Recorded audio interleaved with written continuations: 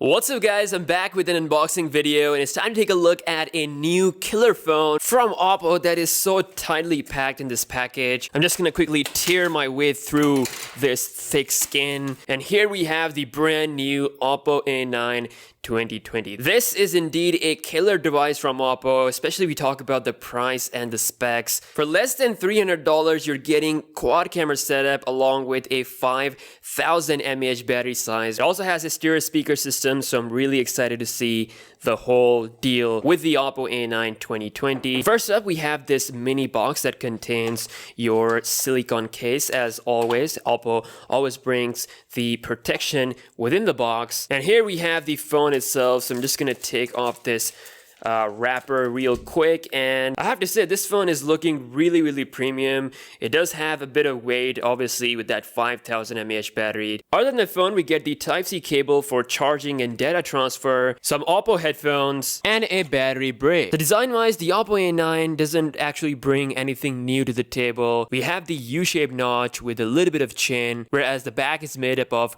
glass-stick. It's also very thick, probably the thickest Oppo phone that I've used recently, and for good reasons, because it's coming with a 5000 mAh cell. And combined with the power efficient Qualcomm Snapdragon 665 chip, which was just announced, and its 750p display, this phone is confirmed to be a 2-day of battery life contender. So if you're someone who doesn't care about the cutting edge design or even the latest display, this actually is a great phone, especially for the battery life. Now, speaking of the display, this is definitely the least favorite part of the phone. So it's a 6.5-inch screen, 750p resolution, and it's coming with an IPS LCD panel, so it's definitely not going to be as good as the OLED, and of course it's not full HD. So all of that stuff regarding the display doesn't sound that exciting, but I have to say this is a decent panel. Like, most of the people won't be able to notice the difference. It's got decent brightness, I can see decent colors. Again, it's not AMOLED, but it's not like the end of the world, so you'll still be able to have a very decent experience while watching YouTube videos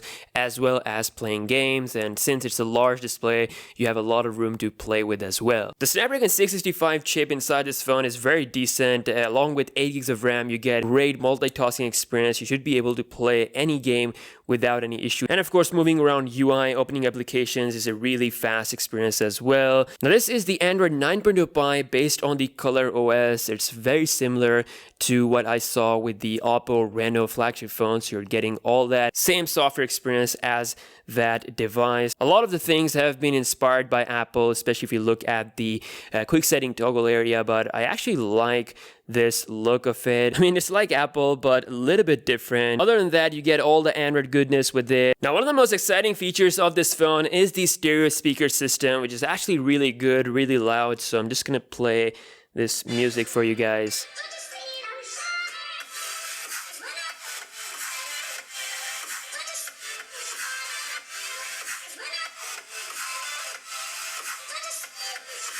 I'm really satisfied with the speaker sound, and especially when you're playing games or watching videos like this, you get like really good surround sound experience because your hands are like this. Now, moving on to another exciting feature about this phone, which is its camera. It's rocking 4 cameras on the back. So we have the main 48 megapixel camera coming at f1.8 aperture, along with 8 megapixel ultra wide angle lens, a depth sensor, as well as a zoom camera. The overall photos are sharp. The AI is working really good. It also allows you to shoot 4K videos. The only downside is that you cannot do ultra wide angle videos with this phone. But other than that, the ultra wide angle pictures are great. You can even zoom in the ultra wide angle mode 2 times without loss of quality, and that gives you a bit of a different perspective of the image. Other than that, it has night mode that supports all the mode. You can use night mode with zoom, with standard lens, or with ultra wide angle lens. It also has the depth sensor for portrait images, so the depth quality and the bokeh was on point. I've not seen any problem with that. The front camera is coming at 32 megapixels, so you get sharp selfies. And what I like is that Oppo is really utilizing its AI, kind of like Samsung's Scene Optimizer. I overall like this camera at this price. Quad camera setup is pretty good. All in all, the Oppo A9 2020 is a great phone. If you are someone who doesn't care about the specs and want the best phone with a ridiculous battery life and a really feature-packed camera, then I think this phone is a pretty good deal. But let me know your thoughts in the comment section below, and I'll see you guys in the next one. Peace out.